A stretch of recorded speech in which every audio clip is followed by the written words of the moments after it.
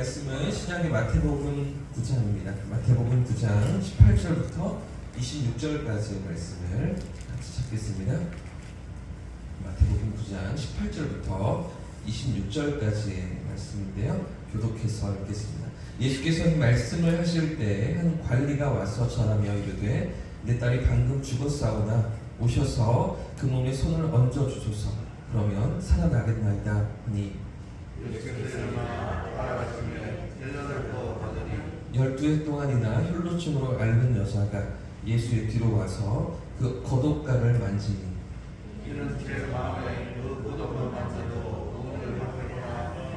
예수께서 돌이켜 그를 보시며 이르시되 딸아 안심하라 내 믿음이 너를 구원하였다 하시니 여자가 그 즉시 구원을 받으니라.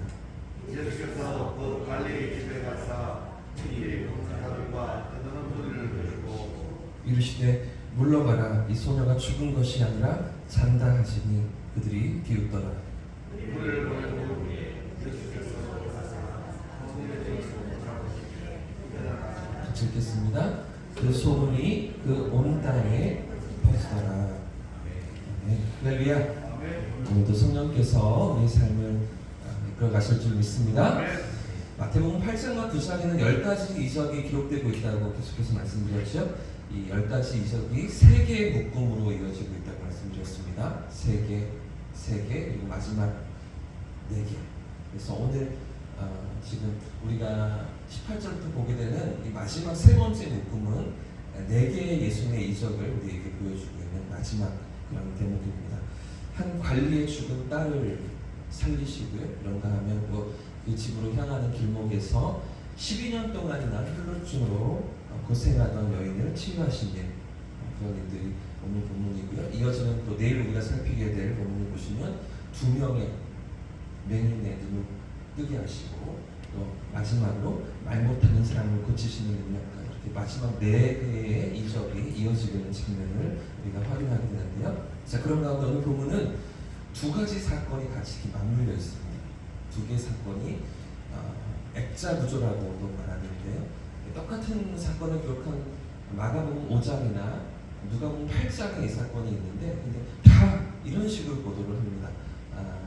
한 관리의 딸을 살리시러 가시는 예수님의 발걸음 가운데 이 혈루증을 앓던 여인이 예수님의 옷자락을 만지게 되고 또 그녀를 돌아보시며 만나주시는 예수님의 모습, 그리고 나서 또 관리의 집으로 향하셔서 죽은 딸을 살리시는 예수님의 스토리가 다 똑같이 이 구조로 이어지고 있는 모습을 우리가 확인할 수가 있는데요. 자, 먼저 어떤 상황 가운데 이 딸이 죽게 되었는지 함께 살펴보겠습니다. 먼저 18절 말씀을 같이 읽죠. 18절 읽습니다. 시작. 예수께서 이 말씀을 하실 때에 한 관리가 와서 내 딸이 방금 죽었사오나 오셔서 그 몸에 손을 얹어 주소서. 그러면 살아나겠나이다 하니. 오늘 본문에는 예수님을 찾아온 이 사람을 그저 관리라고만 이렇게 표현하고 있지만 방금 말씀드린 마가복음 5장이나 누가복음 8장을 보시면 이 사람의 직책이 등장하고요. 또 이름도 기록되어 있습니다. 누굴까요?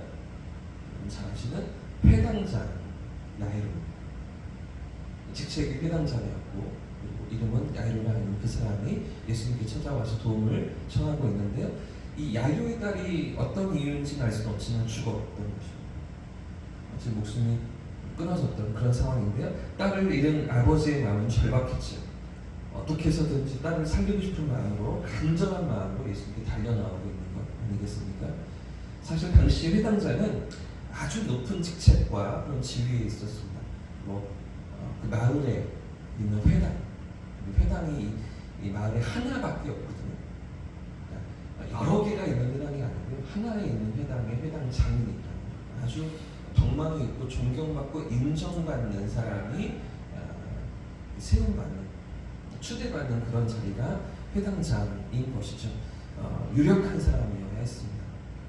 많은 사람에게 존경받는 그런 사람이어야 했습니다. 그런데 이런 회당장이 예수님께 찾아와서 어떻게 도움을 청하고 있습니까? 오늘 본문에 한 관리가 와서 어떻게 절하며 이렇게 되어 있죠. 본문을 마가복음, 누가복음에 보시면 같은 내용이지만 조금 더 구체적으로 기록하고 있는데 이렇게 기록합니다. 회당장 야이로라 하는 사람이 와서 예수의 발 아래 엎드려 자기 집에 오시기를 간구했다는 거죠. 절하니 엎드려 예수님 발 앞에 나갔다 같은 표현인데 아주 겸손한 모습으로 아주 낮은 자세로 예수님 앞에 바짝 엎드리고 있는 그런 모습 아니겠습니까? 누구 때문에 이렇게 예수님 앞에 나가고 있습니까? 회당장이면 나이도 지긋할 것입니다. 아주 덕망있고 인정받는 그런 위치에 있는 회당장이 이제 다 30살의 젊은 랍비 혹은 젊은 선지자라고 알려진 그 예수님 앞에 그 발 앞에 엎드려 간청을 절하고 있는 이런 상황들 어떻게 보이십니까? 딸 때문이죠. 아마 딸이 아니었으면 이렇게 예수님 앞에 엎드리는 일이 없었을 것입니다. 사람들에게 인정을 받고 존경을 받던 그런 사람이었기 때문에 사실 누구에게 아쉬운 소리 할 만한 그런 야이로가 아니었겠죠. 그런데도 지금 이 딸의 죽음 때문에 야이로가 어디로 나아가고 있습니까? 예수님 앞으로 나아가는 거죠. 예수님을 만나는 자리로 그가 지금 나아가고 있는 것이죠. 삶의 구원자 되시며 길과 진리가 되시는 그 예수님을 만나는 그 자리에 지금 야이로가 서고 있는 것입니다. 사랑하는 여러분, 오늘 우리의 삶에도 원치 않는 어려움이 찾아올 때, 예기치 못한 장애물들을 만날 때 그럴 때가 있으시죠? 하지만 여러분, 이 모든 고난과 어려움 가운데서도 우리가 낙심치 않을 수 있는 이유가 무엇 때문입니까? 그 고난 속에서 만나주시는 주님이 계시기 때문에 믿습니다. 그런 가운데 우리를 찾아와 주시고 우리를 붙들어 주시는 분이 누구인가, 나와 함께 하시는 분이 누구인가를 바라볼 수 있도록 우리를 이끌어 가시는 고난 속에서 만나 주시는 주님이 계시기 때문인 줄 믿습니다. 지금 야이로는 그런 예수님을 만나고 있는 것이죠. 그가 가지고 있는 지식으로도, 그가 가지고 있는 모든 율법과 종교적인 경건으로도 예수님은 자기가 생각하는 메시아가 아니었어요. 그 바리새인들이, 종교 지도자들이 생각하는 그 메시아의 모습과 전혀 다른 그런 사역들을 하시는 예수님이시죠.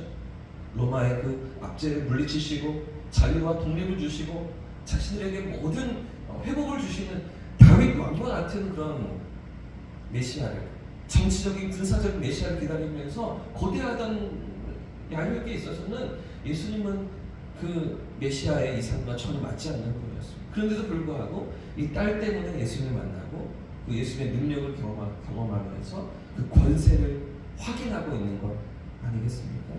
사랑하는 여러분, 그렇기 때문에 우리가 고난을 만날 때, 어려움을 만날 때 우리가 주님을 만나는, 주님이 어떤 분이신가를 확인하는 그런 삶의 자리로 우리가 나아가는 줄 믿습니다. 본문의 이 야이로처럼 주님 앞으로 더 다가서는 것이죠. 원치 않는 상황 속에서 우리 주님을 더 깊이 만나는, 모든 문제에 해답이 되시는 주님을 확인하는 저와 성도님의 삶이기를 예수님 이름으로 축복합니다. 지금 야이로는요, 그 주님 앞으로 나아가고 있는데요. 자, 그런데 이렇게 주님의 도우심을 구하며 야이로가 나아갈 때 이때 또 장애물이 발생하죠. 자, 20절 이하의 말씀을 보니까 혈루증을 앓던 12년 동안이나 혈루증으로 고생하던 여인이 갑자기 뛰어들고요. 자, 19절부터 말씀인데 19절부터 22절까지의 말씀도 같이 읽어보겠습니다. 시작. 예수께서 일어나 따라가시매 제자들도 가더니 12해 동안이나 혈루증으로 앓던 자가 예수의 뒤로 와서 그 겉옷가를 만지니 이는 제 마음에 그 겉옷만 만져도 구원을 받겠다 하니라.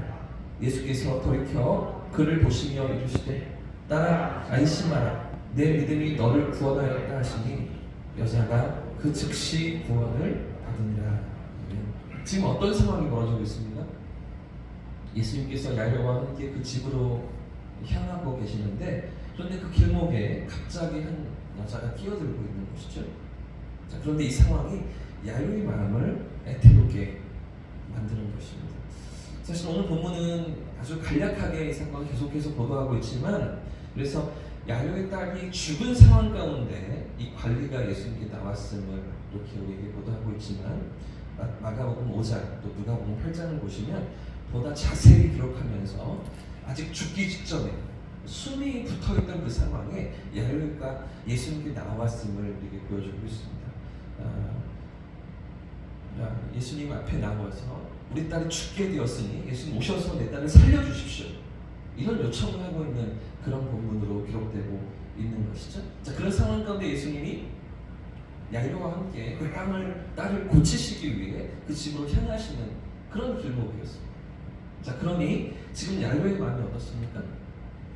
애간장이 타는 거죠. 한시라도 빨리 집에 도착하셔야 그래야 예수님이 이 딸을 살리실 거 아닙니까? 숨이 끊어지기 전에 빨리 예수님께서 내 딸을 만나셔서 살려주시고 손을 얹어주시기를 그렇게 원하는 것 아니겠습니까? 어떻게든 예수님을 모시고 빨리 달려가야 하는 그런 상황인데, 그런데 이렇게 긴박한 순간에 지금 누가 끼어들고 있습니까? 갑자기 불청객이 끼어들고 있는 거죠. 전혀 예상치 못했던 상황이 시간을 지체하게 만들었다는 것입니다. 자, 지금 보십시오. 이런 상황이 아니잖아요. 지금 얼마나 사람들이 많이 밀치고 있는데요. 예수님 뭐라고 그 여인을 확인하십니까? 뭐라고 지금 그 상황을 돌아보십니까?